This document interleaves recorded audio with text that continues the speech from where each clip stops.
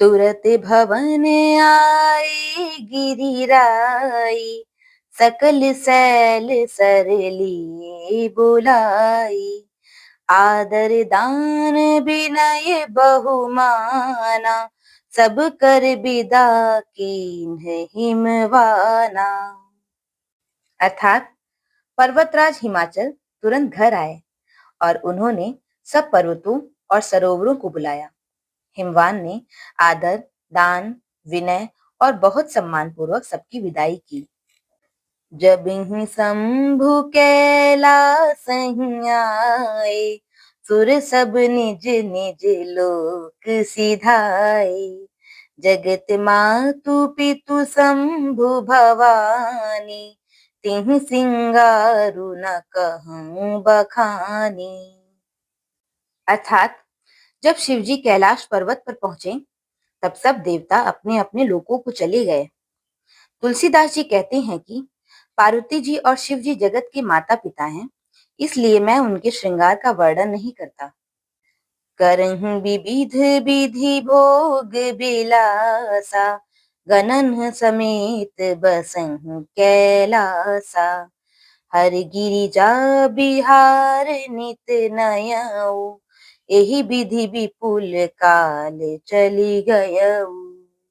अर्थात शिव पार्वती विविध प्रकार के भोग विलास करते हुए अपने गणों सहित कैलाश पर रहने लगे। वे नित्य नए विहार करते थे। इस प्रकार बहुत समय बीत गया। तब जनिमिउ शटे बदन कुमारा, तारकु असुरु समर जिहि मारा। आगम निगम प्रसिद्ध पुराना, सन्मुख जन्म सकल जग जाना।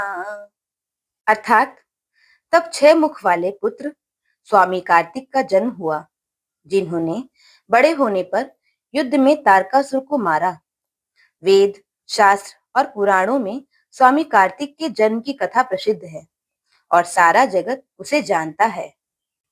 जगु जान सन्मुख जन्म कर्म प्रताप, पुरुषारथु महा। ते हेतु मैं वृष केतु सुत कर, चरित संक्षेप ही कहा। यह उमा शंभु विबाहु, जे नर नारी कहीं जिगावहीं। कल्याण काज विवाह मंगल, सर्वदा सुख पावहीं। अर्थात सदानंद स्वामी कार्तिक के जन्म, कर्म, प्रताप और महान पुरुषार्थ को सारा जगत जानता है, इसलिए मैंने शिव जी के पुत्र का चरित्र संक्षेप में ही कहा है। शिव पार्वती के विवाह की इस कथा को जो स्त्री पुरुष कहेंगे और गाएंगे, वे कल्याण के कार्यों और विवाह आदि मंगलों में सदा सुख पाएंगे। चरित सिंधु गिरिजा रमन, वेद न पावहीं पारू। वरन तुलसीदासु किमि, अतिमति मंद गंवारू। अतिमति मंद गंवारू।